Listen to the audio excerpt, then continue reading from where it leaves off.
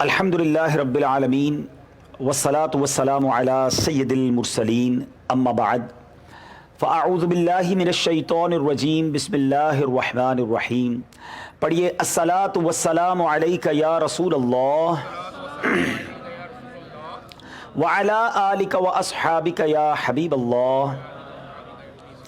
الصلاة والسلام علیک یا نبی اللہ وعلی آلک واصحابک یا نور اللہ. میٹھے میٹھے اسلامی بھائیوں اور مدنی چینل کے ناظرین، مدنی چینل کا سلسلہ آج اصلاح اعمال براہ راست ہم لے کر حاضر ہیں. سنت و بیان کا سلسلہ ہے اور آج ماشاءاللہ کراچی کے ایک علاقے میں عاشقان رسول جمع ہیں. رب کریم ہم سب کا جمع ہونا اپنی بارگاہ میں قبول فرمائے. یہاں میں مدنی چینل کے ناظرین سے اور یہاں موجود حاضرین سے بھی گزارش کروں گا کہ آئیے پہلے کچھ اچھی نیتیں کر لیتے ہیں کہ اللہ عز و جل کی رضا پانے، ثواب کمانے کے لیے انشاءاللہ اول تا آخر بیان سنوں گا، کیونکہ آج کا جو بیان ہے وہ بڑا یونیک ٹاپک ہے، بڑا ہی پیارا یوں سمجھیے کہ موضوع ہے کہ آج ایک عشق کی داستان سننی ہے. دنیا میں بہت سارے سفر ہوئے ہیں ناظرین، بہت ساری جرنی ہم بھی کرتے ہیں، ٹریول ہم بھی کرتے ہیں اور بھی لوگ کرتے ہیں.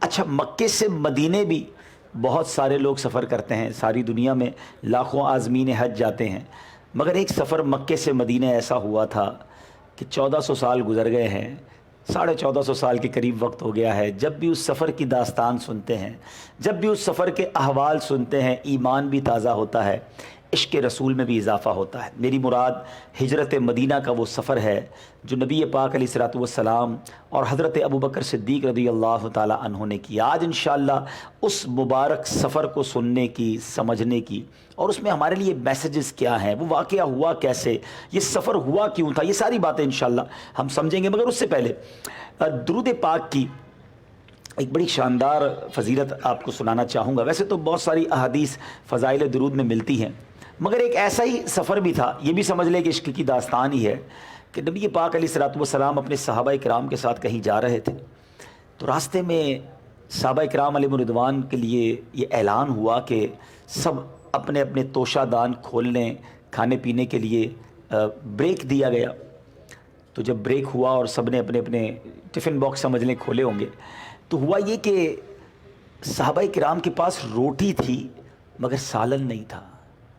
صحابہ کرام علیہ رضوان صرف روٹی کھانے لگے. ذرا غور کیجئے، یہاں ماشاءاللہ کافی سارے لوگ یہاں ہیں، مجھے ویورز دنیا بھر میں دیکھ رہے ہوں گے. ہمارے گھر میں ہماری پسند کا کھانا نہ بنے یا جو کھانا ہے وہ کھا نہ سکیں تو موڈ آف ہو جاتا ہے، غصہ آ جاتا ہے. تھوڑا کاروبار کم ہو جائے، تھوڑے پیسے کم ہو جائیں، تھوڑا لاس آ جائے تو ناشکری، شکوے، شکایات. حالانکہ یہ صحابہ کرام ہیں، نبی پاک کے ساتھی ہیں اور کسی ہالیڈے ٹرپ پر نہیں جا رہے تھے، جان دینے جا رہے تھے، غزوے میں جا رہے ہیں، مگر حال یہ تھا کہ روٹی ہے، سالن نہیں. اب کیا ہوا کہ نبی پاک علیہ الصلوۃ والسلام کے مبارک کانوں کے پاس ایک شہد کی مکھی بنبنانے لگی. آپ کو اندازہ ہے شہد کی مکھی کی آواز تھوڑی سی ڈیفرنٹ ہوتی ہے، عام مکھیوں سے تھوڑی سی ہٹ کے ہوتی ہے. تو صحابی رسول دیکھ رہے تھے کہ نبی پاک کے کانوں کے پاس کوئی مکھی بنبنا رہی ہے. عقیدہ دیکھیں، صحابی کا بلیف دیکھیں. کہتے حضور یہ مکھی آپ سے کیا بات کر رہی ہے؟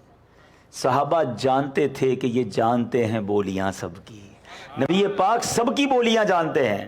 پیارے آقا علیہ الصلوۃ والسلام نے ڈینائی نہیں کیا کہ مجھ سے مکھی کوئی بات نہیں کر رہی. نبی پاک نے فرمایا کہ اس مکھی نے مجھ سے عرض کیا ہے کہ حضور آپ کے صحابہ ہمارے قریب آئے ہیں مگر ان کے پاس روٹی ہے، سالن نہیں ہے، اور ہم مکھیوں میں یہ بے چینی ہے کہ آپ کے صحابہ ہیں حضور، قریب ہی ہم نے ایک شہد کا چھتا بنایا ہوا ہے، ہم مکھیاں اسے اٹھا کر نہیں لا سکتی، آپ کسی صحابی کو ساتھ بھیجیں، وہ شہد لے آئیں تاکہ آپ کے صحابہ روٹی کے ساتھ شہد کھانے لگ جائیں. صبر کیا، اللہ کی رضا پر راضی رہے تو اللہ نے غیب سے انتظام کیا نا. یہی تو وعدہ ہے قرآن میں، ان اللہ مع الصابرین، اللہ صبر کرنے والوں کے ساتھ ہے نا. ہم صبر کرتے نہیں، کہتے مسئلہ حل ہوتا نہیں. ناشکری سے حل نہیں ہوگا، صبر سے اور شکر سے حل ہوگا، کیونکہ صبر کرنے والوں کے ساتھ رب کی رحمت ہو جائے گی تو پھر میٹر سالو ہو جائے گا. اب یہی ہوا. نبی پاک نے مولا علی کرم اللہ تعالی وجہ الکریم سے فرمایا، اے علی اس کے ساتھ جاؤ اور جا کر شہد لے آؤ. مولا علی کرم اللہ تعالی وجہ الکریم جاتے ہیں, شہد کا چھتا لاتے ہیں. صحابہ اب روٹی کے ساتھ میٹھا, صاف, شفاف, صحت بخش, شفا والا شہد کھانے لگ جاتے ہیں. اب وہی مکھی یا کوئی اور مکھی بنبناتی ہے. صحابہ نے عرض کیا حضور اب کیا کہہ رہی ہے؟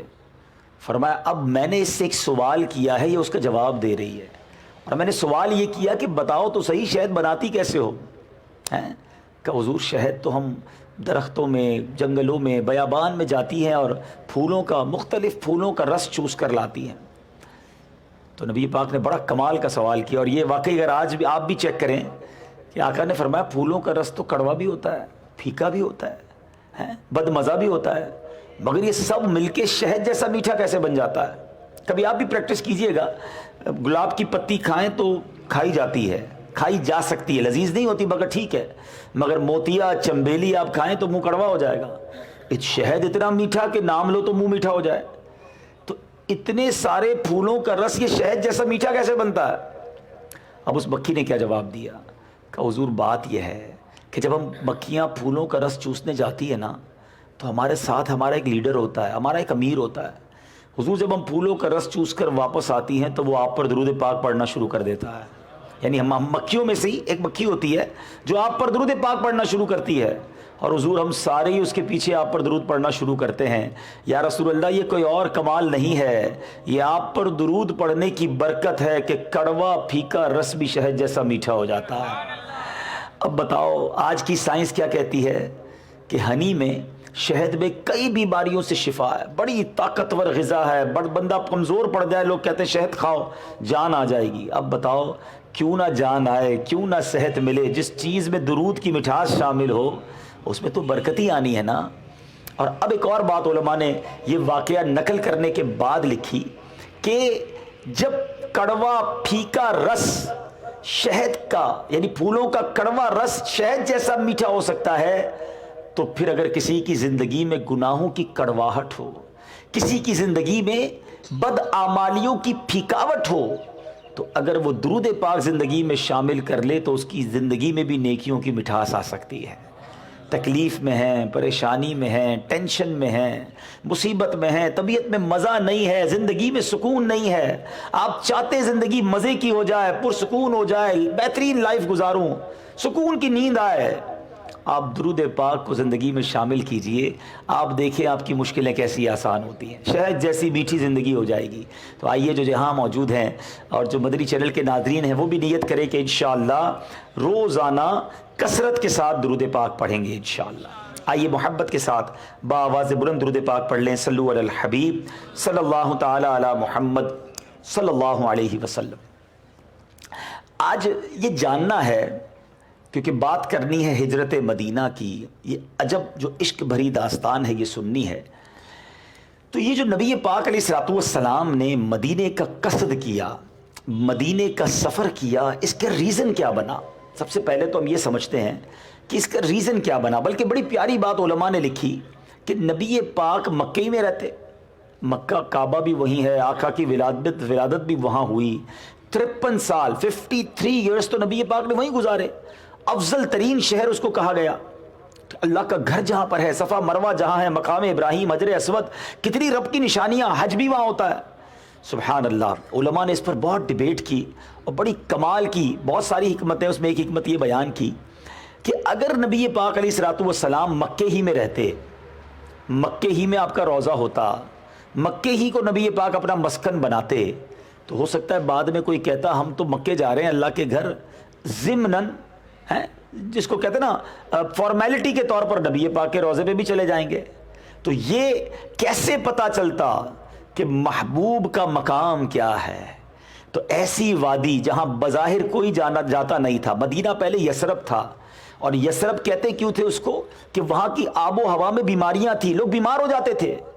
مگر نبی پاک ایک ایسی آبادی میں جاتے جس کا نام بھی کسی کو نہیں پتا تھا, مگر جب نبی پاک کے قدم لگتے ہیں تو کیا خوبصورت بات فرماتے ہیں شاعر کے, جب سے قدم لگے ہیں رسالت مآب کے, جنت بنا ہوا ہے مدینہ حضور کا.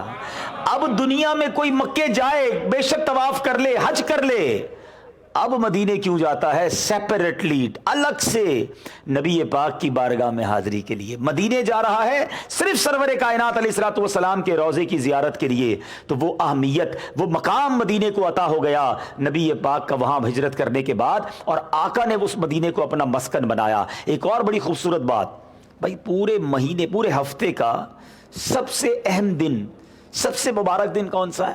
جمعے کا دن ہے.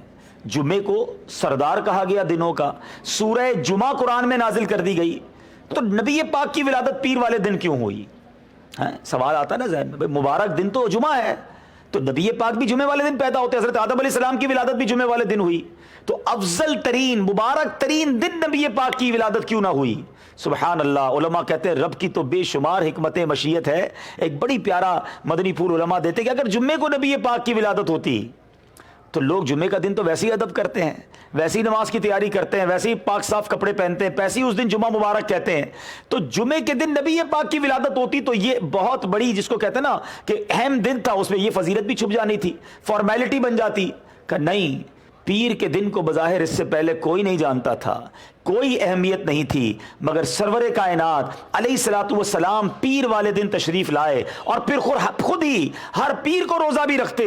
صحابہ پوچھتے حضور آپ ہر پیر کو روزہ کیوں رکھتے ہیں؟ فرمایا پیر کے دن میری ولادت ہوئی ہے. سبحان اللہ. اب ذرا سوچئے, آج 1450 سال گزر گئے ہیں, جائیے مدینہ منورہ میں, اہل عرب کا آج بھی معمول ہے, وہ پیر کے دن روزہ رکھتے ہیں, آج بھی مسجد نبوی شریف میں دسترخوان بچھتا ہے, گویا یہ یاد آج بھی منائی جاتی ہے. کئی لوگوں کے لیے جواب بھی ہے جو کہتے ہیں میلاد کیوں مناتے ہیں؟ ارے میرے آقا ہر ہفتے میلاد مناتے تھے, ہر پیر کو روزہ رکھ کے اپنا میلاد مناتے. تو سبحان اللہ, پتہ چلا کہ جمعے کا دن کی یقیناً بڑی اہمیت ہے, مگر دوشنبہ, عربی میں دوشنبہ کہتے ہیں پیر کو, اس کا مقام عاشقان رسول کے لیے بڑا نرالا ہے. سیدی اعلیٰ حضرت کمال کی بات لکھتے ہیں نا, فرماتے ہیں جمعہ مکہ تھا عید اہل عبادت کے لیے. مکے کا جمعہ واقعی عید کا دن ہے, عبادت کرنے والوں کے لیے بڑا مبارک دن ہے, مگر مجرموں کے لیے, عاصیوں کے لیے کون سا دن زیادہ اچھا ہے؟ اعلیٰ حضرت کہتے ہیں جمعہ مکہ تھا عید اہل عبادت کے لیے, مجرموں آؤ یہاں عید دوشنبہ دیکھو, اے غلاموں آؤ مدینے اور دیکھو یہاں پیر کے دن کیسی عید بنائی جاتی ہے. تو بہرحال ایک حکمت یہ تھی کہ نبی پاک مدینہ منورہ ہجرت کریں. اسلام کیسے مدینے میں پہنچا؟ تھوڑا سا آج میں آپ کو بہت ساری وہ چیزیں سمجھاؤں گا جو شاید بہت سارے ناظرین کے لیے پہلی بار ہوں گی. نبی پاک کی زندگی کو ہم 3 حصوں میں تقسیم کرتے ہیں, ٹھیک ہے؟ آج میرے ساتھ رہیے گا آپ. پیارے آقا علیہ الصلوۃ والسلام کی عمر مبارک کتنی؟ 63 سال, ٹھیک ہے. آؤٹ آف 63 ایئرز اعلان نبوت کب فرمایا؟ 40 سال کی عمر میں, ٹھیک ہے نا, یہ تو پتہ ہے نا, 40 سال کی عمر میں نبی پاک نے اعلان نبوت فرمایا. پیارے آقا کی 40 سال عمر تھی, حضرت ابوبکر صدیق رضی اللہ تعالیٰ عنہ کی 38 سال عمر تھی. 2 سال کا فرق تھا نبی پاک علیہ الصلوۃ والسلام اور صدیق اکبر رضی اللہ تعالیٰ عنہ کے درمیان. 40 سال کی عمر میں نبی پاک نے جب اعلان نبوت فرمایا, غار حرا میں پہلی وحی نازل ہوئی. اب اسلام پھیلنا شروع ہوا. شروع میں بڑا چھپ چھپ کر اسلام کی دعوت دی جاتی رہی. 11 سن نبوی, اچھا 40 سال کے بعد 13 سال مزید نبی پاک کہاں رہے؟ مکے میں رہے, ٹھیک ہے. یہ 13 سال کہلاتے ہیں سن نبوی. سمجھ رہے ہیں بات کو؟ اعلان نبوت کے بعد ہر سال کاؤنٹ کیسے ہوتا ہے؟ پہلا سن نبوی, دوسرا سن نبوی, تو 13 سال سن نبوی ہو گئے. اس کے بعد نبی پاک نے ہجرت کی مدینے کی طرف, 13ویں ہی سال. تو اب وہ سال کاؤنٹ ہونے کیا لگا؟ ہجری سال. ہجرت کا پہلا سال, پہلی ہجری, دوسری ہجری, 10 ہجری تک نبی پاک اس دنیا میں تشریف فرما رہے, تو یہ 63 سال کمپلیٹ ہو گئے. بات میری سمجھ آ گئی؟ 40 سال اعلان نبوت سے پہلے کے, 13 سال سن نبوی جس میں اعلان نبوت ہو چکا تھا, ابھی مدینے نہیں پہنچے تھے, اور مدینے پہنچنے کے بعد جو سال شروع ہوئے وہ ہجری سال کہلانے لگے. جو آج کیلنڈر, اسلامک کیلنڈر چلتا ہے نا, 1441 سن ہجری چل رہا ہے. اس کا مطلب پتہ کیا ہوا؟ کہ 1441 سال پہلے نبی پاک مکے سے مدینے تشریف لے گئے تھے. یہ بات ذہن میں رکھیے گا, تو آپ کو اب سمجھ آئے گا کہ ہجرت کی کیا اہمیت ہے. 11 سن ہجری تھا. اگر 11 سن نبوی تھا, 11 سن نبوی ہے, تو نبی پاک کی عمر مبارک کتنی ہوئی؟ 51 سال. ماشاءاللہ میرے ساتھ رہیے گا, 51 ایئرز کی ایج تھی. اچھا ہوا کیا کہ جو انصار تھے مدینے میں رہتے تھے نا, یہ بت پرست تھے. وہاں یہودی بھی تھے اور بتوں کی پوجا کرنے والے بھی تھے. وہ نصارہ تھے اور یہ یہودی تھے. یہودیوں کی کتابوں میں لکھا ہوا تھا کہ آخری نبی نے آنا ہے, تو وہ بار بار انصار کو, بت پرستوں کو کہتے تھے کہ دیکھو جب آخری نبی آئیں گے نا تو ہم ان کے ساتھ ہو جائیں گے اور پھر تمہارے ساتھ بدلہ لیں گے, تم پر حملہ کریں گے. تو دونوں کو انتظار تھا, انصار کو بھی انتظار تھا, یہودیوں کی بھی انتظار تھا کہ آخری نبی نے آنا ہے. تو اب کیا ہوا کہ 11 سن نبوی میں نبی پاک علیہ الصلوۃ والسلام, حج تو اس زمانے میں بھی ہوتا تھا, پیارے آقا منا گئے لوگوں کو اسلام کی دعوت دینے.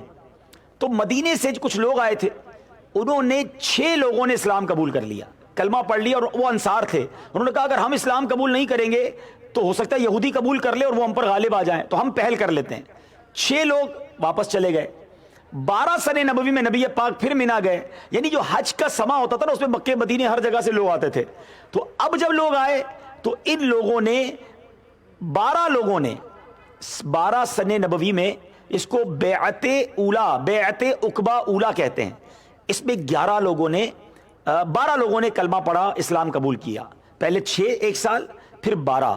اب ان 12 لوگوں نے نبی پاک سے ریکویسٹ کی کہ حضور ہم ہر سال میں ایک باری آتے ہیں, آپ ہمیں کوئی ایسے صحابی دے دیں جو مدینے ہمارے ساتھ آ جائیں اور وہاں آ کر ہمیں اسلام کی باتیں سکھائیں. تو نبی پاک علیہ الصلوۃ والسلام نے حضرت مصعب بن عمیر رضی اللہ تعالیٰ عنہ کو مدینے بھیجا. یہ وہ ہستی ہے جو سب سے پہلے مبلغ کے طور پر مکے سے مدینے گئے.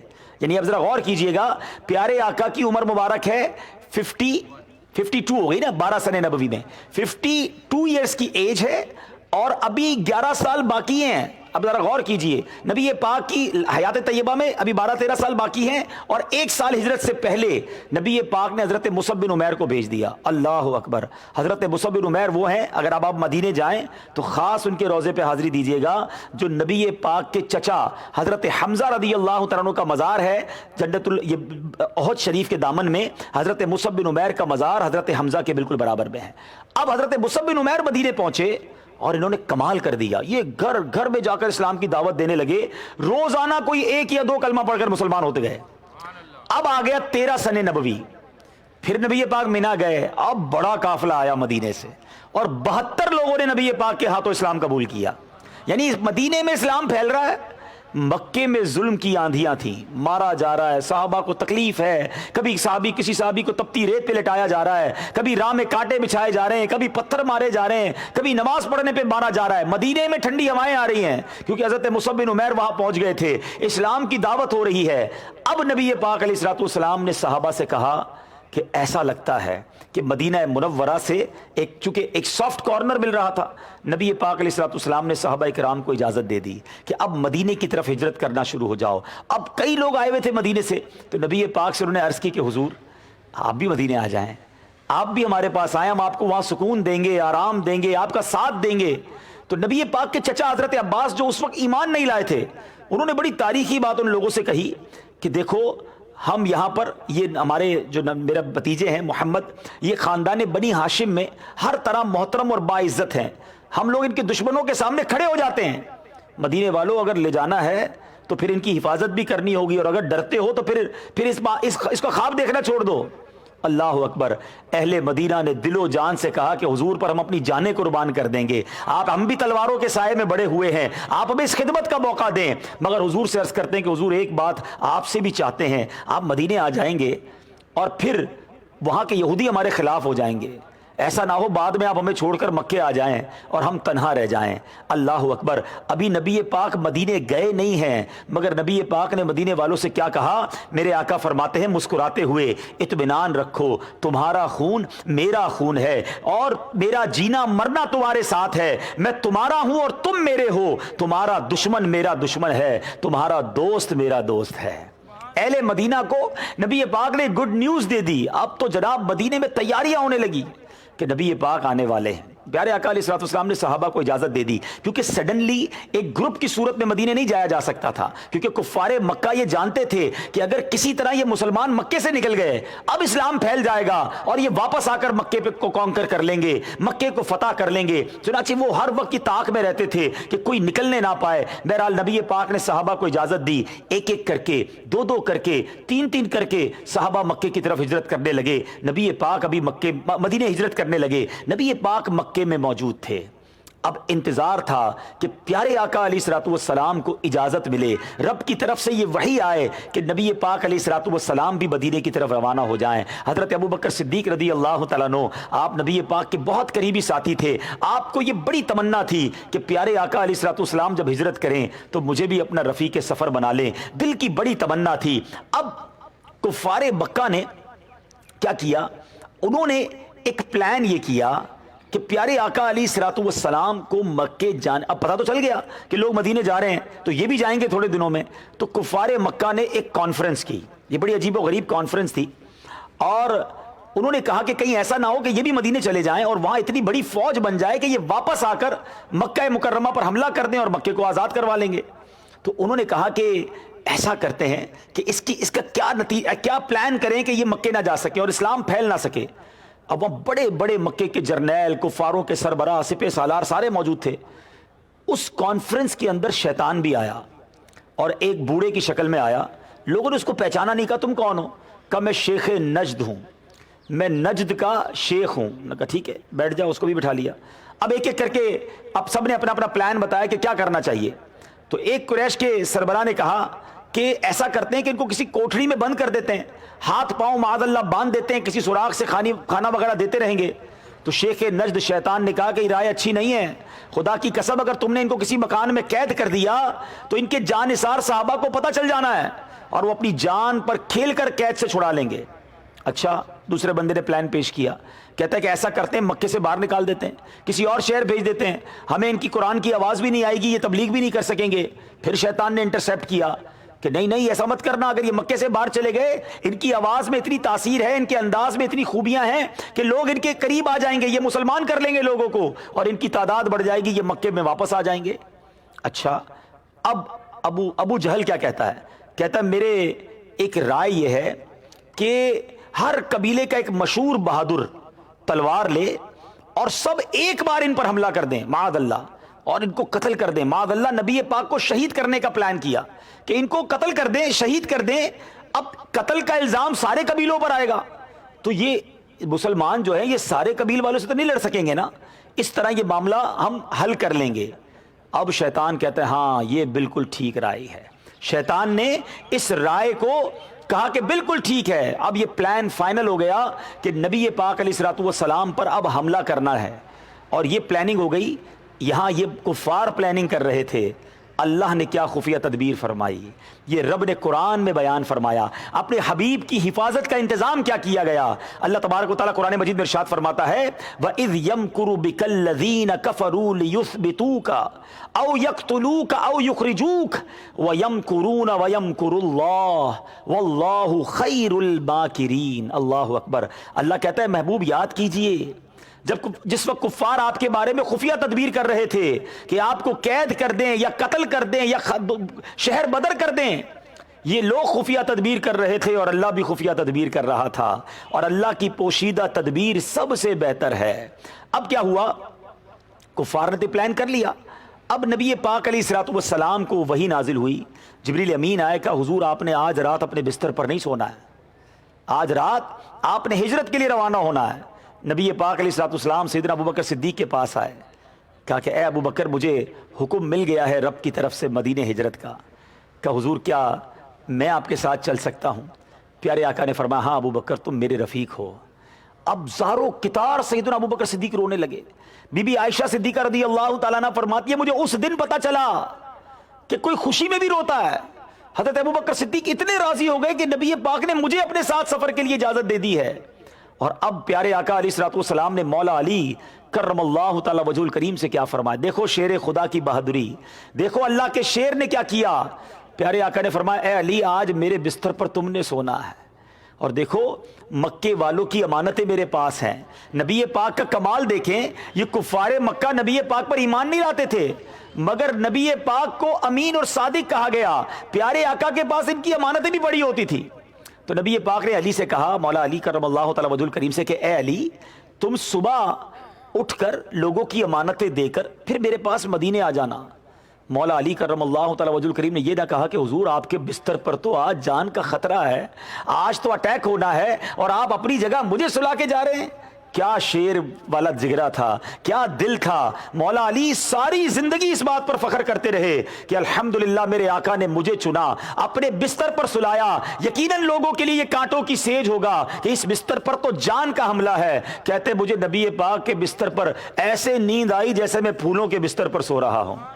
اور ساری زندگی مولا علی یہ کہا کرتے تھے، فرماتے وقیت بنفسی خیر من وطئ الثرا ومن طاف بالبیت العتیق وبالحجر، میں نے اپنی جان کو خطرے میں ڈال کر اس ذات گرامی کی حفاظت کی ہے جو زمین پر چلنے والوں اور خانہ کعبہ اور حتیم کا طواف کرنے والوں میں سب سے زیادہ بہتر اور سب سے بلند مرتبہ ہے. آپ ہمیشہ اس بات پر فخر کیا کرتے کہ اللہ نے مجھے نبی پاک کی حفاظت کے لیے چنا. بہرحال اب کمال یہ ہوا کہ ادھر حضرت ابوبکر صدیق نے 2 اونٹنیاں اس کو پتیاں کھلا کر چارہ کھلا کر فربا کر کے تیار رکھا تھا. ان کو بھی امید تھی کہ نبی پاک مدینے جائیں گے تو مجھے ساتھ لے جائیں گے. 2 اونٹنیاں تیار تھیں مگر نبی پاک نے کہا اے ابو بکر ایک اونٹنی کی قیمت مجھ سے لے لو. پیارے آقا نے حضرت ابوبکر صدیق کو قیمت ادا کی کیونکہ ہجرت کا جو ثواب تھا آقا چاہتے تھے وہ خالص طور پہ مجھے مل جائے. بہرحال اب یہ 2 اونٹنیاں غار ثور پر پلان کر لیا گیا کہ 3 دن بعد یہ اونٹنیاں غار ثور پر پہنچا دی جائیں گی. اب کیا ہوا، پیارے آقا علیہ الصلوۃ والسلام جب اپنے گھر سے نکلتے ہیں مولا علی کو اپنے بستر پر سلا کر، ناظرین ذرا منظر امیجن کرنے کی کوشش کیجئے گا، چاروں طرف کفار محاصرہ کیے ہوئے تھے، کارڈن آف تھا کہ اب حملہ کرنا ہے اور نبی پاک اس گھر میں موجود تھے. مولا علی کو اپنے بستر پر سلایا، ہدایات دی، کہا کہ تم نے صبح اٹھ کر فلاں فلاں فلاں لوگوں کو ان کی امانتیں دینی ہیں. اس سے درس کیا ملا؟ جان کا خطرہ تھا مگر امانتوں کا خیال تھا. میرے آقا امین ہیں، میرے آقا صادق ہیں. صحابہ کو بھی یہ تلقین کی کہ امانتیں پوری ادا کرو. اے میرے میٹھے اسلامی بھائیوں، زندگی میں اگر کوئی امانت ہمارے پاس آ جائے نا اسے پوری لوٹانا یہ ضروری ہے، یہ لازم ہے، اور یہی نبی پاک کی تعلیمات ہیں. آج حال یہ ہو گیا کہ سامنے والا بھول گیا، ہم کہتے ہیں چلو وہ بھی بھول گیا، اب ہمیں کیا ضرورت ہے یاد دلانے کی، پیسے آ ہی گئے نا ہمارے پاس، حساب کتاب میں غلطی ہو گئی اس کی مسٹیک ہے، اس کو بتانے کی کیا ضرورت ہے. آج نہیں بتاؤ گے تو قیامت میں نیکیاں دینی پڑ جائیں گی، اس دن حساب دینا پڑ جائے گا. تلاش کر کے لوگوں کا حق ادا کرو.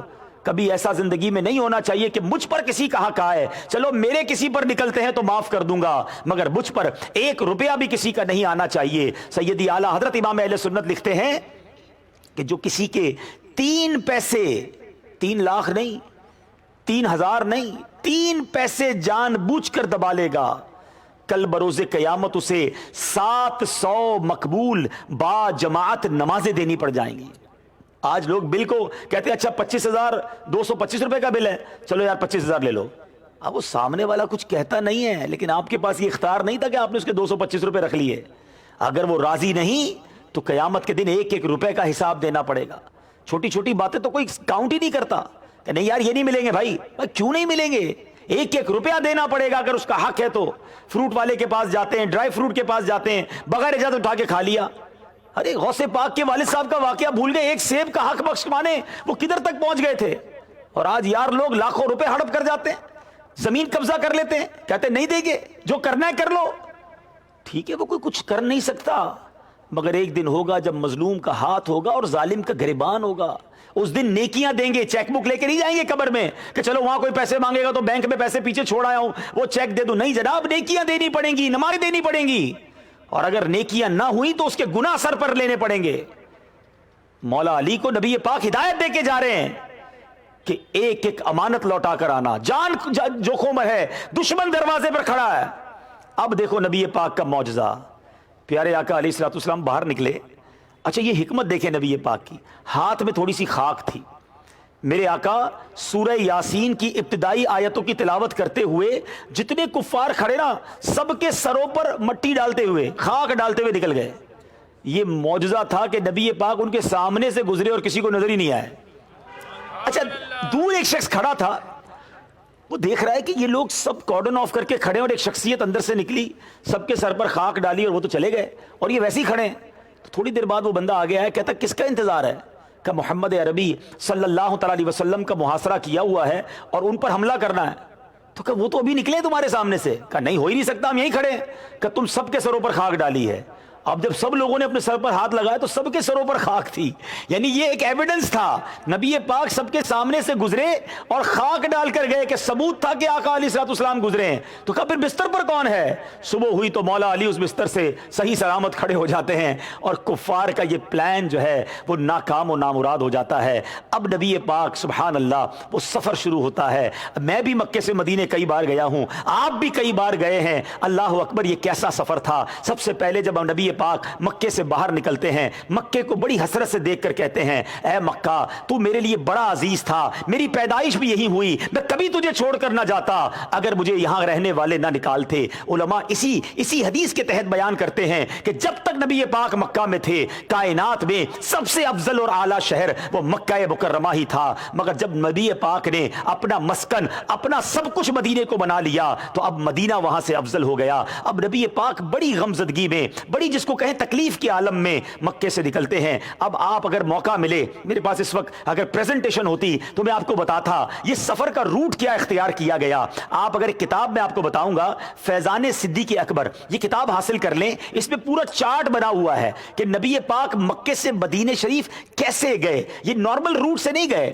یعنی اگر آج کی زبان میں سمجھاؤں تو پیارے آقا پہلے جدہ کی طرف گئے، سمندر کے قریب گئے اور وہاں سے ٹرن کر کے پھر یہ سفر شروع ہوا۔ لیکن چونکہ پہلے فوری طور پر اپنے مکان سے نکلنا تھا، کسی ایک جگہ جا کر چھپنا تھا، تو اب نبی پاک نے جبل جو سور ہے وہاں غار سور کا انتخاب کیا۔ میرے آقا اور صدیق اکبر وہاں جاتے ہیں۔ اللہ اکبر، ذرا غور کیجئے، آس پاس دشمن تلاش کر رہے ہیں، جان کے لالے ہیں، یہ کیسا خوف کا سفر ہوگا۔ اللہ اکبر، مولا صدیق اکبر رضی اللہ تعالیٰ کیا کرتے ہیں، کبھی آگے چلتے ہیں، کبھی دائیں چلتے ہیں، کبھی بائیں چلتے ہیں، کبھی پیچھے چلتے ہیں۔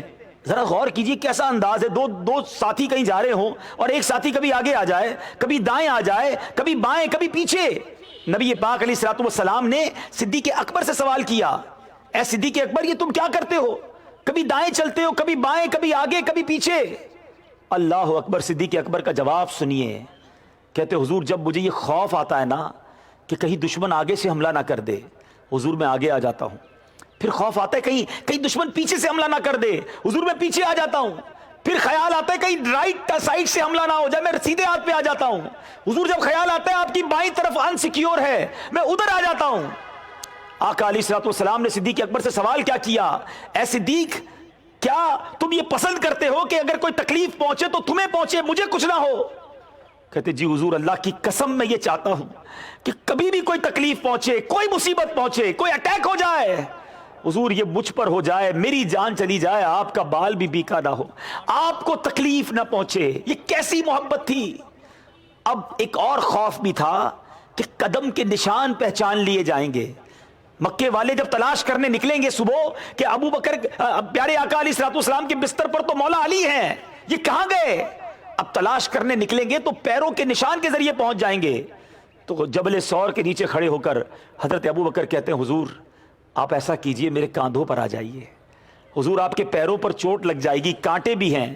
یقین کریں میٹھے اسلامی بھائیوں، جب تک یہ واقعہ تو بچپن سے پڑھتے آ رہے ہیں، مگر جب تک میں غار سور میں گیا نہیں تھا یہ بات سمجھ نہیں آئی، مگر جب پہاڑ چڑھے تو اندازہ ہوا کہ 1450 سال بعد بھی آج چڑھنا مشکل ہے۔ اب تو سیڑھیاں بھی بن گئی ہیں، راستے بھی صاف ہیں، ذرا سوچو لائٹیں بھی لگی ہیں، موبائل میں بھی ہمارے لائٹ ہوتی ہے۔ اس وقت دشمن پیچھے تھا، خوف تھا کہ آواز نہ ہو، پیروں کی آہٹ نہ ہو۔ ارے اکیلا جوان آدمی نہیں چڑھ سکتا۔ صدیق اکبر کی محبت اور طاقت پر ہماری جانیں قربان، کہتے حضور میرے کاندھوں پر تشریف لے آئیں، حضور کو کاندھوں پر اٹھاتے ہیں۔ اور اب اتنا بڑا سفر صدیق اکبر خود کرتے ہیں کہ آقا کے پیروں پر کوئی ناخن، پیروں پر کوئی کانٹا نہ لگ جائے۔ چڑھتے چڑھتے چڑھتے اب اوپر پہنچ گئے۔ اب جب اوپر پہنچے، یقین کریں غار سور دیکھنے کے بعد پتا چلا کہ صدیق اکبر کے کیا نصیب تھے۔ کتنی چھوٹی جگہ ہے، 2-3 بندے بیٹھے تو جسم سے جسم ٹچ ہو جائے، بہت مختصر سی جگہ ہے۔ صدیق اکبر جاتے ہیں، کہتے حضور آپ باہر رہیں گے، پہلے میں جاؤں گا۔ اندر جا کر کونین کے والی کی آمد کی گویا تیاری کر رہے ہیں۔ غار کو صاف کیا، اپنی چادر نکالتے ہیں، دیکھا بہت سارے سوراخ ہیں۔ صدیق اکبر نے اپنی چادر کے ٹکڑے ٹکڑے کر دیے، ہر سوراخ میں ایک چادر کا ٹکڑا ڈالا۔ اب چادر تو ختم ہو گئی، 1-2 سوراخ مزید باقی رہ گئے۔ صدیق اکبر نے ان سوراخ پر اپنا پیر رکھا، کہ کہیں کوئی جانور نہ نکل آئے اور آقا کو تکلیف نہ ہو کہ حضور تشریف لے آئیے. نبی پاک آتے ہیں, چہرے پر تھکن کے آثار ہیں. صدیق اکبر عرض کرتے ہیں حضور آپ ایسا کریں کچھ آرام کر لیجئے. ہائے ہائے, صدیق اکبر کے مقدر پر ہماری جانیں قربان. آپ کی زندگی کی ہمیشہ یہ خواہش رہی النظر الیک. اے آج اجتماع میں آنے والوں میں آپ سے پوچھتا ہوں آپ کی زندگی کی سب سے بڑی خواہش کیا ہے؟ اگر میں اور آپ کاپی پینسل لے کر لکھیں کہ زندگی کی سب سے بڑی خواہش سیکنڈ ون تھرڈ ون کیا ہے, تو کوئی بنگلے کی, کوئی گاڑی کی, کوئی پیسوں کی, کوئی اولاد کی خواہش کرے گا. صدیق اکبر سے پوچھا گیا آپ کی سب سے بڑی خواہشات کیا ہیں؟ سنو کیا کہتے ہیں. پہلی خواہش ہے النظر الیک, میری پہلی خواہش ہے میں اپنے آقا کو دیکھتا رہوں. دوسری خواہش وانفاق مالی علیک, میں اپنے نبی پر اپنا مال خرچ کرتا رہوں. تیسری خواہش کا میری تیسری تمنا یہ ہے والجلوس بین یدیک, بس آقا کے قدموں میں حاضر رہوں. دیکھو اللہ نے تینوں خواہشیں اس عظیم بندے کی کیسے پوری کی. دل سے خواہش کی تھی نا النظر الیک, آقا کو دیکھتا رہوں. ساری زندگی تو دیکھتے رہے, مگر سبحان اللہ علماء کہتے ہیں جو غار ثور میں صدیق اکبر کو دیدار نصیب ہوا, سوچو 3 دن 3 راتیں کوئی نہیں تھا, پیارے آقا تھے اور صدیق اکبر رضی اللہ تعالیٰ عنہ تھے. اور جب گود میں آرام کیا ہوگا, ٹرائی ٹو امیجن, جب کسی کی گود میں کوئی لیٹتا ہے تو کتنا قریب سے دیدار کیا ہوگا. وہ پیاری آنکھیں دیکھی ہوں گی, وہ پیاری پلکیں دیکھی ہوں گی. رب کا دیدار جن آنکھوں نے کیا ان آنکھوں کو کتنے قریب سے صدیق اکبر نے دیکھا ہوگا. ایک ایک داڑھی کا نورانی بال صدیق اکبر نے دیدار کیا. رخسار مصطفیٰ کو کیسے دیکھا ہوگا, امامہ مصطفیٰ کے جلوے کیسے لوٹے ہوں گے. اللہ اکبر. علماء تفسیر کی, علماء سیرت کی کتابوں میں لکھتے ہیں کہ جو اس وقت عبادت صدیق اکبر کر رہے تھے جب نبی پاک ان کی گود میں آرام فرما تھے, عرش و فرش پر وہ عبادت دنیا میں کوئی اور نہیں کر رہا تھا. صدیق اکبر کو یہ دیدار نصیب ہوا. وانفاق مالی علیک, دوسری تمنا کیا تھی حضور پر مال خرچ کرتا رہوں. ایک بار نہیں کئی بار صدیق اکبر نے اپنا سب کچھ نبی پاک پر قربان کیا. ارے اس سے بڑھ کر اور کیا چاہیے. ابو بکر صدیق رضی اللہ تعالیٰ عنہ کو آقا فرماتے اور لوگوں کے مال میں سے مجھے کسی کے مال نے اتنا فائدہ نہیں پہنچایا جتنا فائدہ مجھے ابو بکر کے مال نے پہنچایا ہے. آقا صدیق اکبر رضی اللہ تعالیٰ عنہ کا مال اس طرح خرچ کرتے تھے جیسے اپنا مال خرچ کرتے تھے. ایک جگہ نبی پاک فرماتے جس کا مضمون ہے کمال شفقت فرماتے ہوئے فرماتے ہیں اور لوگوں کا احسان جنہوں نے مجھ پر احسان کیا میں نے دنیا میں چکا دیا. ابو بکر نے جو مجھ پر احسان کیا ہے وہ احسان کا بدلہ قیامت کے دن رب سے لے کر دوں گا. کیا قسمت پائی سیدنا ابو بکر صدیق رضی اللہ تعالیٰ عنہ نے. 3 دن اور 3 راتیں موجود ہیں. آپ کے بیٹے عبد الرحمن ساری رات غار کے کنارے, عبداللہ آپ کے بیٹے عبداللہ جو ہیں غار کے منہ پر سویا کرتے. صبح جا کر پورے مکے سے خبر لاتے, رات آ کر بتاتے کہ وہاں یہ پلاننگ ہو رہی ہے, یوں تلاش کر رہے ہیں, کفار مارے مارے پھر رہے ہیں. ایک وقت ایسا بھی آیا کہ کفار ڈھونڈتے ڈھونڈتے بالکل غار کے دروازے پر آ گئے. میں نے یہ جب روایت پڑھی تھی کہ جب ان کے قدم نظر آنے لگے میں سوچنے لگا کہ غار میں بیٹھے ہوئے کو قدم کیسے نظر آ سکتے ہیں, مگر واللہ جب غار ثور کا وہاں جا کر دیدار کیا تو پتا چلا یہ تو بہت چھوٹا سا غار ہے, اگر کوئی آئے تو واقعی اس کے قدم نظر آتے ہیں. اللہ اکبر. جب صدیق اکبر رضی اللہ تعالیٰ عنہ نے کہا کہ حضور اب یہ دروازے تک آ گئے ہیں, اللہ نبی پاک نے کیا شاندار جملہ فرمایا, اے ابو بکر غم نہ کرو اللہ ہمارے ساتھ ہے, اللہ ہمارے ساتھ ہے. اور اب وہ مکڑیوں نے جالا بن دیا, وہ کبوتریوں نے انڈے دے دیے. کفار قریب آ کر سمجھے کہ اگر اندر کوئی ہوتا تو مکڑیوں کا جالا تو نہ ہوتا نا, کبوتریوں کے انڈے تو نہ ہوتے, ورنہ پیر سے کبوتر کے انڈے بھی ٹوٹ جاتے, جالا بھی اڑ جانا تھا. اندر کوئی نہیں ہے. وہ قریب آ کر واپس چلے گئے. اللہ نے حفاظت کا ایسا انتظام کیا.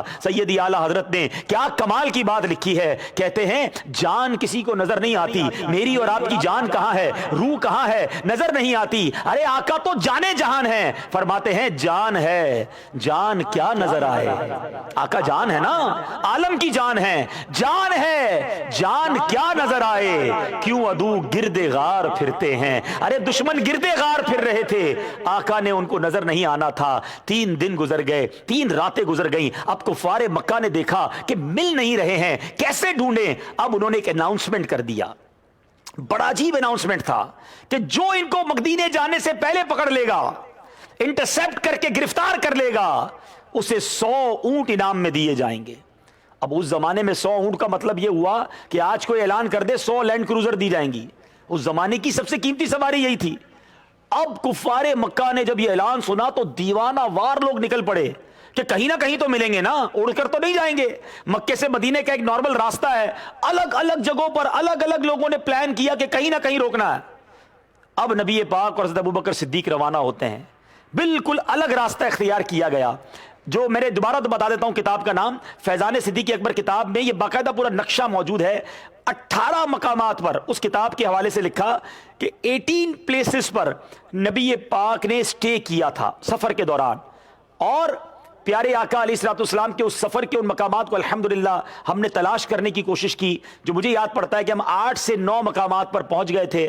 ہم نے وہ جگہ ڈھونڈی اور الحمدللہ مدنی چینل کا ایک پروگرام ہم نے ریکارڈ کیا ہجرت رسول اللہ کی۔ اگر ابھی تک آپ نے وہ پروگرام نہیں دیکھا تو ہم ان تمام مقامات پر گئے اور جا کر یہ سارے واقعات وہیں بیٹھ کر بیان کیے کہ نبی پاک نے جب ہجرت کا سفر کیا تو یہ کیسے ہوا۔ بہرحال پیارے آقا علیہ الصلوۃ والسلام اب آگے بڑھے، راستے میں بھوک نے ستایا، ایک خیمہ نظر آیا، ایک بوڑھی خاتون تھی جو راستے والوں کو کھانا بیچتی تھی، ان کا نام تھا ام معبد۔ پیارے آقا علیہ الصلوۃ والسلام اور صدیق اکبر رضی اللہ تعالیٰ عنہ ان کے خیمے میں گئے اور کہا کہ کھانے کو کچھ ہے؟ تو وہ خاتون کہتی ہیں کہ ہمارے پاس تو کھانے کو کچھ نہیں ہے۔ اب وہاں ایک لاغر سی بکری کھڑی تھی، بالکل تھن بھی جس کے سوکھے ہوئے، ہڈیاں نظر آ رہی ہیں۔ نبی پاک علیہ الصلوۃ والسلام نے فرمایا کہ کیا یہ دودھ دیتی ہے؟ ام معبد کہتی ہے حضور وہ دودھ نہیں دیتی ہے۔ پیارے آقا نے فرمایا اگر تم اجازت دو تو ہم اس کا دودھ دو لیں۔ کوئی انٹروڈکشن نہیں ہوا ہے، ذرا غور کیجئے گا۔ ام معبد کو نہیں پتا کہ یہ رسول اللہ ہیں، یہ کون ہیں، بالکل ان نون پرسنالٹی ان کے خیمے میں آ گئی اور آ کر کوشچن کر رہی ہے کہ اجازت دو تو ہم اس بکری سے دودھ نکال لیں۔ تو ام معبد نے کہا کہ جی آپ کی مرضی ہے ورنہ اس نے دودھ دینا نہیں ہے۔ نبی پاک علیہ الصلوۃ والسلام نے بسم اللہ پڑھا اور اس بکری کے تھن پر جیسے ہی ہاتھ لگائے اس کا تھن دودھ سے آنن فانن بھر گیا، برتن بھرنا شروع ہوئے۔ ام معبد کے گھر میں جتنے برتن تھے سب کے سب دودھ سے بھر گئے۔ پیارے آقا نے دودھ پیا، حضرت ابوبکر صدیق نے دودھ پیا۔ اللہ اکبر، روایت کے الفاظ ہیں کہ یہ معجزہ دیکھا ام معبد اور ان کے تمام گھر والے کلمہ پڑھ کر مسلمان ہو گئے۔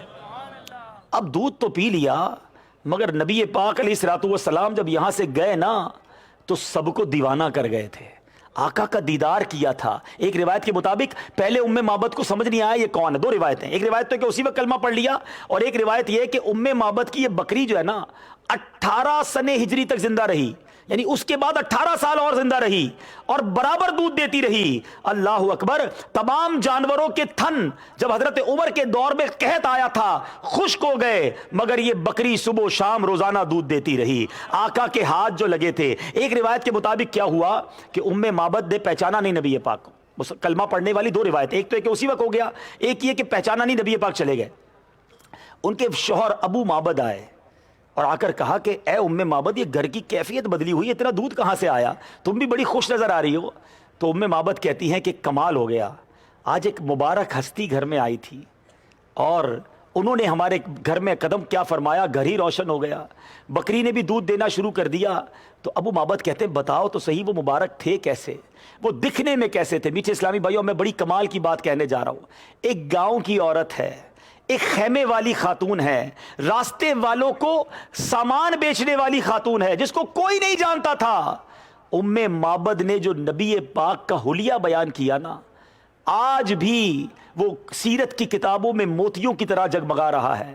جتنے بڑے بڑے علماء نے سیرت لکھی ہے، جب بھی نبی پاک کا حلیہ بیان کرنے کی باری آئی ہے ام معبد کے ان الفاظ کو وہ سیرت کی کتابوں میں شامل کرتے ہیں۔ ذرا غور کرو، آج 1450 سال ہو گئے ہیں ہم یہاں بیٹھ کر ام معبد کو یاد کر رہے ہیں۔ ارے جس نے نبی پاک کے نام لے لیے اللہ نے ان کے نام روشن فرما دیے، ان کا تذکرہ روشن ہو گیا۔ کیا خوبصورت بات شاعر لکھتے ہیں نا، ان کے جو غلام ہو گئے وقت کے امام ہو گئے، نام لیوا ان کے جو ہوئے ان کے اونچے نام ہو گئے۔ اب ذرا الفاظ سنیے گا، اس خاتون نے اپنے شوہر کو بتایا تھا کہ آقا دکھتے کیسے تھے، بلکہ آقا بھی نہیں مبارک کیسے دکھتے تھے، ان کو نام بھی نہیں پتا تھا، وہ مبارک کہہ کر کہتی تھی ایک مبارک شخصیت تھی، بتاؤ تو صحیح اے ام معبد وہ دکھتے کیسے تھے۔ اب میں ذرا پہلے عربی کے وہ الفاظ آپ کو سناتا ہوں، ترجمہ بات کی بات ہے، ذرا الفاظ کی چاشنی محسوس کرو، ایسا لگتا ہے موتیوں کی لڑی ہے۔ کہتی ہیں رأیت رجلا ظاہر الوداع، کہتی میں نے ایک ایسی ذات دیکھی ہے جن کا حسن نمایاں تھا، ابلج الوجہ حسن الخلق، جن کا چہرہ خوبصورت اور ان کی تخلیق بڑی عمدہ تھی، لم تعبہ سجلا، نہ تو ان کا پیٹ بڑا ہونے کا عیب تھا، ولم تزری بہی سعلا، نہ ہی دبلا پتلا ہونے کا نقص تھا، بالکل نارمل باڈی تھی، وسیم قسیم، الفاظ تو دیکھو بڑے حسین، انتہائی خوبصورت، فی عینہ دعج، آنکھیں سیاہ اور بڑی بڑی تھیں، وفی اشفارہ وطف، ان کی پلکیں لمبی تھیں، وفی صوتہ سحل، آج ایکو ساؤنڈ ڈالا جاتا ہے، پلاننگ کی جاتی ہے آواز کو پر اثر بنانے کے لیے۔ ام معبد کہتی ہیں ان کی آواز میں قدرتی ایکو تھا، گونجدار آواز تھی، فرماتی ہیں وفی عنقہ سطع، گردن چمکدار تھی، وفی لحیتہ کثاثا، آنکھیں بند کرو، جانے جانا کا تصور تو کرو، میرے آقا دکھتے کیسے تھے؟ کہتی ہیں وفی لحیتہ کثاثا، داڑھی مبارک ان کی بڑی گھنی تھی، ازج عقرن، دونوں ابرو باریک اور ملے ہوئے تھے، ان صمت فعلیہ الوقار، جب وہ خاموش ہوتے تو پر وقار ہوتے، وان تکلم سماء وعلاہ البہا، جب گفتگو فرماتے تو چہرہ پر نور اور رونق والا ہو جاتا، اجمل الناس وابہاہم من بعید، اگر آقا دور بھی ہوتے تھے نا تو دور سے بڑے پیارے دکھتے تھے اور سب سے زیادہ الگ دکھتے تھے، اور قریب آتے تھے تو حسن میں اور اضافہ ہو جاتا تھا۔ وہ نبی پاک کا ایسا حلیہ بیان کیا انہوں نے، چند اور الفاظ سنو، وہ کہتی ہیں محفوظ، سب ان کے خادم تھے، محشود، ان کے ساتھیوں کے لیے بڑے قابل احترام تھے، لا عابس، وہ ترش رو نہ تھے، ولا مفند، نہ ہی ان کے کسی حکم کی خلاف ورزی کی جاتی تھی۔ بخاری شریف میں اس طرح کے الفاظ سے سبحان اللہ حضرت ام معبد نے جو یہ باتیں بیان کی اور حدیث کی کتابوں میں لکھی ہیں، سبحان اللہ، ہونے کیا لگا، ابو معبد روزانہ جب گھر آتے نا تھکے ہوئے تو کہتے اے ام معبد ذرا مبارک کا پھر حلیہ بیان کرو نا، دوبارہ سناؤ وہ کیسے دکھتے تھے۔ گھر میں روز میلاد ہوتا تھا، ابھی دونوں نے ان کو پہچانا نہیں تھا، یعنی نبی پاک کچھ دیر کے لیے قدم رنجا فرما کر چلے گئے اور اس پورے خاندان کو دیوانہ بنا کے چلے گئے۔ ابو معبد پھر آتے، کہتے ہیں ام معبد پھر مبارک کی باتیں کرو، بتاؤ تو صحیح تم کیا کہتی تھی، آنکھیں کیسی تھی، چہرہ کیسا تھا، باتیں کیسی تھیں۔ اللہ اکبر، یہ میاں بیوی روز میلاد مناتے، روز ذکر مصطفیٰ کرتے۔ جب نبی پاک مدینے پہنچ گئے، اسلام نے اور ترقی کر لی، جب یہ دونوں کسی دن مدینے گئے، نبی پاک کا دیدار کیا، ام معبد کہتی یہ دیکھو یہ وہی مبارک ہے میں جس کا تذکرہ کرتی تھی۔ دونوں آقا کے قدموں میں حاضر ہوئے اور ایک روایت کے مطابق کلمہ پڑھ کر مسلمان ہو گئے۔ سفر تو جاری ہے، یہ عشق کی عجیب داستان ہے کہ جس میں کتنے واقعات ہوئے۔ اب آگے کیا ہوا میرے میٹھے اسلامی بھائیوں؟ اب سراقہ بن مالک، نبی پاک آگے جاتے ہیں تو سراقہ بن مالک بڑا شہ سوار تھا، اس کے بعد زبردست گھوڑے ہوا کرتے تھے۔ وہ نبی پاک علیہ الصلوۃ والسلام کو دیکھا اور بڑی ایڑی کے ساتھ اس نے زور لگا کہ مجھے مل گئے جن کو تلاش کرنا تھا، مگر گھوڑے نے ٹھوکر کھائی، وہ گر گئے۔ دوبارہ گھوڑے پہ بیٹھے، پھر نبی پاک کی بارگاہ میں آئے، جب آقا نے دور سے دیکھا تو دعا فرمائی، سراقہ بن مالک کے گھوڑے کو گھٹنوں تک زمین نے پکڑ لیا، گھوڑا غرق ہو گیا گویا۔ اب سراقہ بن مالک معذرت کرنے لگے، حضور معاف کر دیں، آئندہ نہیں کروں گا، میری نیت اچھی نہیں تھی، مگر اب میں آپ کا غلام بن کے رہوں گا، بڑی معافی مانگی۔ نبی پاک کیسے شفیق ہیں، جو گرفتار کرنے آیا ہے، جو جناب رکاوٹ ڈالنے آیا ہے، میرے آقا بڑے بڑے دشمنوں کو معاف فرماتے۔ سراقہ بن مالک کو معاف بھی کیا اور پتہ ہے کیا دعا دی؟ میرے آقا علیہ الصلوۃ والسلام فرماتے ہیں کہ اے سراقہ تیرا کیا حال ہوگا، کہ جب تجھ کو ملک فارس کے بادشاہ کسرا کے دونوں کنگن پہنائے جائیں گے. اب ذرا سنو, کلمہ پڑھ کر جب مسلمان ہو گئے, نبی پاک نے ان کو بشارت دی کہ اے کسرا کا وہ کیسا دن ہوگا.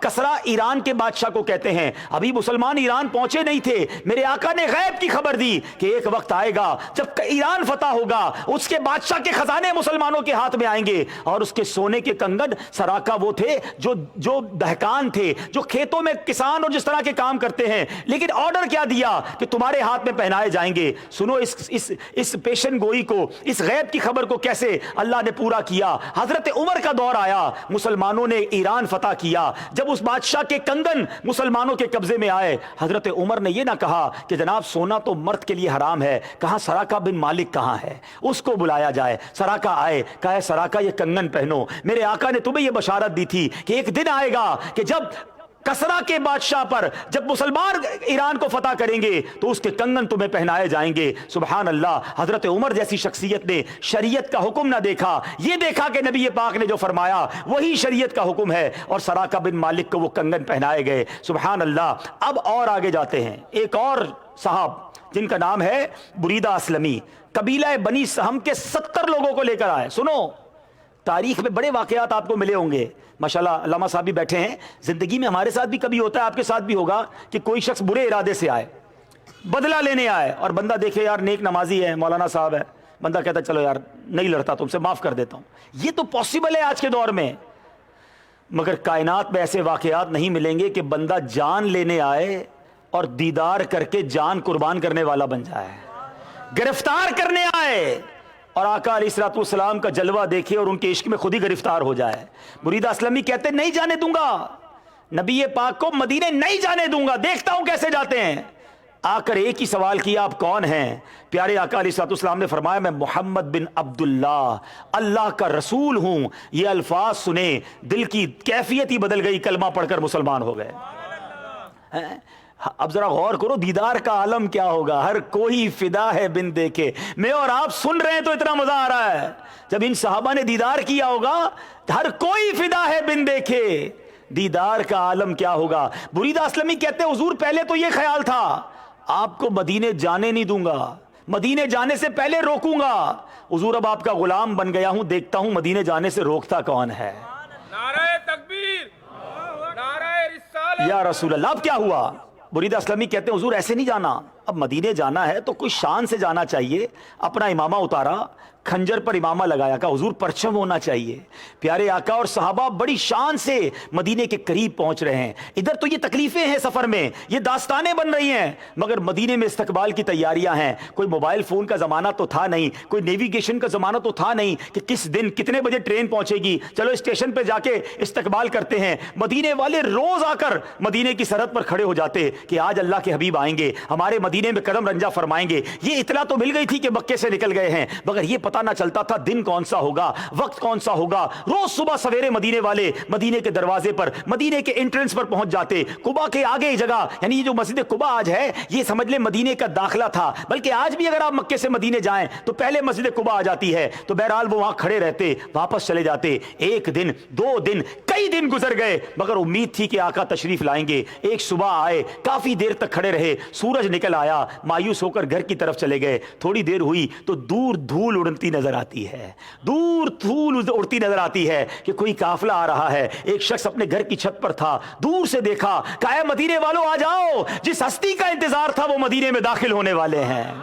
اور ایک اور خوبصورت بات بتاؤں, ایمان تازہ ہو جائے گا. یہ صحابہ کا جو جلوس تھا پرچم کے ساتھ, جس میں خود نبی پاک بھی موجود ہیں, صدیق اکبر بھی موجود ہیں, آپ جاننا چاہیں گے یہ کب مدینے میں داخل ہوئے تھے؟ سبحان اللہ, یہ جو جلوس مدینے میں داخل ہوا نا, یہ دن بھی 12 ربیع الاول کا دن تھا. 12 ربیع الاول والے دن میرے آقا مدینے میں داخل ہوتے ہیں. اب مدینے میں سبحان اللہ ایک منظر تھا, 2 رویا لوگ استقبال کے لیے کھڑے ہیں. بنو نجار کی بچیاں چھت پر چڑھ گئیں اور میرے آقا کا نغمے گنگنا گنگنا گنگنا کر استقبال کرنے لگی. مرحبا یا رسول اللہ کی صدائیں ہیں, مرحبا یا محمد کی صدائیں ہیں. اور سبحان اللہ ان بچیوں نے جو نغمہ گایا, آج بھی رہتی دنیا میں, مکے مدینے کی گلیوں میں بھی آج چلے جائیں, دنیا کے کونے کونے میں جائیں, یہ نغمہ آج بھی بڑی محبت سے گنگنایا جاتا ہے. چلو آج ہم اس سفر کی یاد تازہ کرتے ہیں. مل کر میرے ساتھ ایک دو شعر پڑھ لیجئے, کیا خوبصورت وہ نغمہ ہے. طلع البدر علینا من ثنیات الوداع وجب الشکر علینا ما دعا للہ دا. مل کر طلع البدر علینا من ثنیات الوداع وجب الشکر علینا ما دعا للہ دا. بہت سارے وسوسوں کی بھی کاٹ ہو جانی چاہیے. جلوس کی دلیل میرے آقا جس طرح مدینے میں داخل ہوئے, 12 ربیع الاول کا ہی دن تھا, صحابہ بھی ساتھ ہیں, پرچم بھی ساتھ ہیں, اور مرحبا کے نعرے بھی ہیں, اور سبحان اللہ نعت خوانی تو اس وقت سے جاری ہے. نبی کا استقبال بچیوں نے دف بجا کر یہ نغمے گنگنا کر استقبال کیا, اور سبحان اللہ پھر ایک عجب سما تھا. مدینے میں خوشیوں کی لہر دوڑ گئی, ہر طرف سے قبیلوں کے سردار آنے لگے. کوئی آقا کے قدم چومتا, کوئی نبی پاک کے ہاتھ چومتا. پہلے قبا کی وادی میں نبی پاک حضرت کلثوم بن ہدم رضی اللہ تعالیٰ کے گھر پر آرام فرما رہے, وہاں مسجد قبا کی بنیاد رکھی. یہ وہ مسجد ہے جس کا ذکر قرآن میں موجود ہے کہ اس کی بنیاد ہی تقویٰ پر رکھی گئی. اس مسجد کی تعمیر میں نبی پاک نے بڑھ بڑھ کر خود اینٹیں اٹھا کر صحابہ کے ساتھ اینٹیں رکھی, اور یہ اسلام کی سب سے پہلی مسجد ٹھہری. اور آقا کا فرمان کہ یہ مسجد میں, حدیث پاک کا مضمون ہے, اپنے گھر سے طہارت حاصل کر کے جو مسجد قبا میں آ کر نماز ادا کرے اسے مقبول عمرے کا ثواب عطا کیا جاتا ہے. اللہ سے دعا کرتے ہیں اللہ ہمیں بار بار مسجد قبا کی حاضری عطا فرمائے.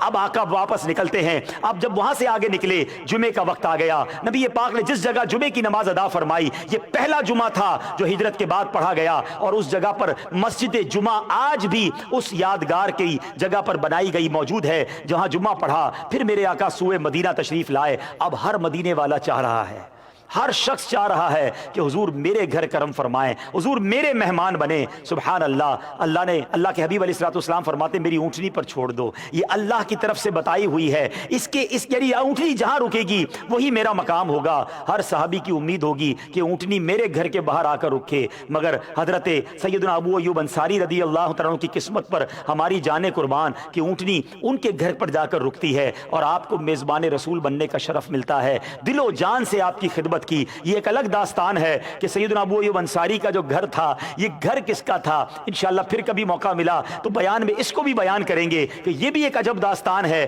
کہ بیسیکلی سچی بات یہ ہے کہ ابو ایوب انصاری کا جو گھر تھا یہ گھر بھی نبی پاک کا تھا. طبہ اول نے نبی پاک کے لیے تحفہ چھوڑا تھا, اور یہ نسل در نسل نبی پاک کا انتظار ہو رہا تھا کہ آقا اس گھر میں آئیں گے. تو پتہ چلا میزبان رسول ویسے تو ابو ایوب انصاری کو کہا جاتا ہے, مگر جس گھر میں آقا آئے آقا ہی مالک تھے, آقا ہی میزبان تھے, ابو ایوب انصاری ان کے مہمان تھے. جبھی تو بریلی کے تاجدار لکھتے ہیں آسماں خان زمیں خان زمانہ مہمان. حضور یہ آسماں اور زمین میں جتنے لوگ ہیں یہ سارے مہمان ہیں, صاحب خانہ کون ہے؟ آسماں خان زمیں خان زمانہ مہمان, صاحب خانہ لقب کس کا ہے؟ تیرا تیرا. حضور کے صدقے یہ کائنات بنی ہے, حضور ہی کا یہ سب کچھ ہے, اور ان کے صدقے ہمیں خیرات ملتی ہے. تو بہرحال میرے میٹھے اسلامی بھائیوں, یہ عشق والی داستان, یہ سفر حرمین, یہ جب بھی اب مدینے جانا تو آقا کے اس سفر کو یاد کرنا, ان قربانیوں کو یاد کرنا, ان تکلیفوں کو یاد کرنا, اور اللہ نے پھر اسلام کو کیسا عروج دیا ذرا غور کرو. اب جب نبی پاک مدینے جاتے ہیں, ایک چھوٹی سی اور کیلکولیشن بتا دو. شروع میں نے ایک کیلکولیشن بتائی تھی, آخر میں ایک اور کیلکولیشن بتاتا ہوں, بڑی کام آئے گی. نبی پاک جب مدینے شریف جاتے ہیں تو 70 صحابہ وہاں پہلے ایمان لے آئے تھے. تھوڑا سا اور اس کو کیلکولیٹ کریں تو سن 3 ہجری میں غزوہ بدر ہوتا ہے, سن 2 ہجری میں غزوہ بدر ہوتا ہے. اب 2 ہجری میں جب غزوہ بدر ہوتا ہے تو 313 مسلمان ہیں, اس کے بعد تو خواتین ہی تھی نا, یعنی دوسرے لفظوں میں آل ٹوگیدر نبی پاک نے 40 سال کی عمر میں اعلان نبوت کیا ہے، 13 سال مکے میں گزارے، 2 سال مزید مدینے کے ایڈ کر لیں، 15 سال کے اندر کتنے لوگ مسلمان ہوئے؟ 500 کے قریب، اگر عورتیں بھی ملا لیں 500۔ 15 سال کی نبی پاک کی کوششیں ہیں۔ آج تھوڑی تھوڑی کوشش پر ہمت ہار جاتے ہو، نہیں جناب نیکی کا زمانہ نہیں ہے، کوشش کرتا ہوں کوئی جواب نہیں دیتا، میں اجتماع میں بلاتا ہوں کوئی آتا نہیں ہے، نہیں بھائی میں نہیں کروں گا۔ کونین کے والی رب کے حبیب ہیں، 15 سال کی محنت، مگر کیا رزلٹ تھا؟ 500 کے قریب لوگ کلمہ پڑھنے والے تھے، مگر پھر یہ صبر کا پھل کیا ملا؟ 3 سنہ ہجری میں 500 ہیں آلموسٹ، اور جب نبی پاک 8 سنہ ہجری میں مکے میں آتے ہیں تو 10,000 کا لشکر لے کر آتے ہیں۔ فتح مکہ جب ہوتی ہے تو 10,000 ہو گئے، بٹوین دوز 5 ایئرز 500 سے 10,000 مسلمان ہو گئے، اور اب جب 10,000 ہو گئے یہ فتح مکہ ہوتا ہے۔ اور اب فتح مکہ کے بعد جو ملٹیپلیکیشن ہوئی ہے، اذا جاء نصر اللہ والفتح ورأیت الناس یدخلون فی دین اللہ افواجا، یہ بشارت دی گئی کہ محبوب اب فوج در فوج لوگ اسلام قبول کریں گے۔ 8 سنہ ہجری میں 10,000 کے قریب صحابہ تھے، 9 سنہ ہجری میں حجت الوداع ہوتا ہے، 1 سال بعد نبی پاک عرفات کے میدان میں خطبہ دیتے ہیں، 1,24,000 صحابہ موجود ہوتے ہیں۔ Look at the revolution. یہ سمجھنا، یہ ہمیں تو پتا ہونا چاہیے کہ کس گریجولی اسلام آگے پہنچا، اور پھر اس کے بعد سبحان اللہ آج دنیا میں سب سے زیادہ پریکٹس کیا جانے والا تعداد میں کون سا کونا ہے جہاں میرے آقا کے امتی نہیں پائے جاتے؟ یہ نبی پاک کی وہ محنت تھی، صحابہ کرام کی وہ کاوشیں تھیں، اس کے بعد اولیاء کرام کا یہ فیضان تھا جنہوں نے گھر چھوڑا، وطن چھوڑا۔ مجھے بتاؤ نا، آج میں اور آپ ساری زندگی دعا کرتے ہیں اللہ مدینے کی حاضری دے دے اور موت بھی مدینے میں دینا، مگر مجھے بتاؤ 1,24,000 صحابہ حجت الوداع کے موقع پر ہیں، خطبہ کے موقع پر ہیں عرفات کے میدان میں۔ مدینے میں جنت البقیع میں کتنے صحابہ ہیں؟ 10,000 صحابہ کم و بیش، باقی کدھر گئے؟ 1,14,000 صحابہ کدھر گئے؟ کچھ ہزار مکے میں ہوں گے جن کی تدفین جنت البالا میں ہوئی، باقی کہاں گئے؟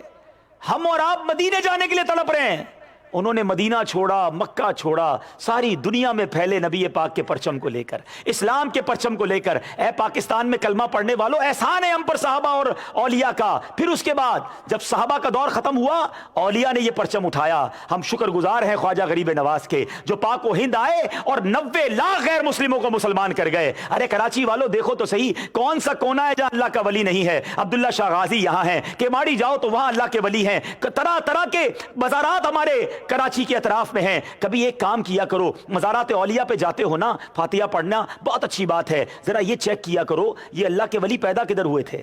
عبداللہ شاہ غازی کراچی میں نہیں پیدا ہوئے، جی ہاں، داتا گنج بخش لاہور میں پیدا نہیں ہوئے، بابا فرید پاک پتن میں پیدا نہیں ہوئے، بہاؤدین زکریا ملتانی ملتان میں پیدا نہیں ہوئے، عبداللہ شاہ صابی ٹھٹھے میں پیدا نہیں ہوئے۔ کدھر پیدا ہوئے؟ یہ کوئی ایران سے آیا، کوئی جناب عراق سے آیا، کوئی مکے سے، کوئی مدینے سے، کہاں سے آئے؟ کیوں آئے تھے؟ بزنس ٹرپ پہ، پیسے کمانے؟ نہیں جناب، دین پھیلانے، اور ایسا سفر کیا کہ واپس ہی نہیں جا سکے، ادھر ہی انتقال ہو گیا، ادھر ہی قبر بن گئی، ادھر ہی مزار بن گیا۔ مزار سے محبت تو بڑی ہے، ان کی قربانی نظر نہیں آتی کہ یار یہ کیسے لوگ تھے، سب کچھ چھوڑ کر ہمیں اسلام پہنچانے آئے، اور آج ہمیں کوئی کہے تھوڑی دیر دے دو اسلام کے لیے، نہیں بھائی ٹائم نہیں ہے، کاروبار بھی کرنا ہے، فیملی کو بھی ٹائم دینا ہے۔ ٹھیک ہے، خواجہ غریب نواز بھی نہ آتے، فیملی کو ٹائم دیتے، نہ نکلتے صحابہ مدینہ چھوڑ کر، آقا کا مدینہ ہے ہم یہی رہیں گے، ہم تو رہ جاتے نا۔ پاک و ہند والے کیا تھے پہلے کہ ہم برسوں سے صدیوں سے مسلمان ہیں؟ ہمارے آبا و اجداد کیا تھے؟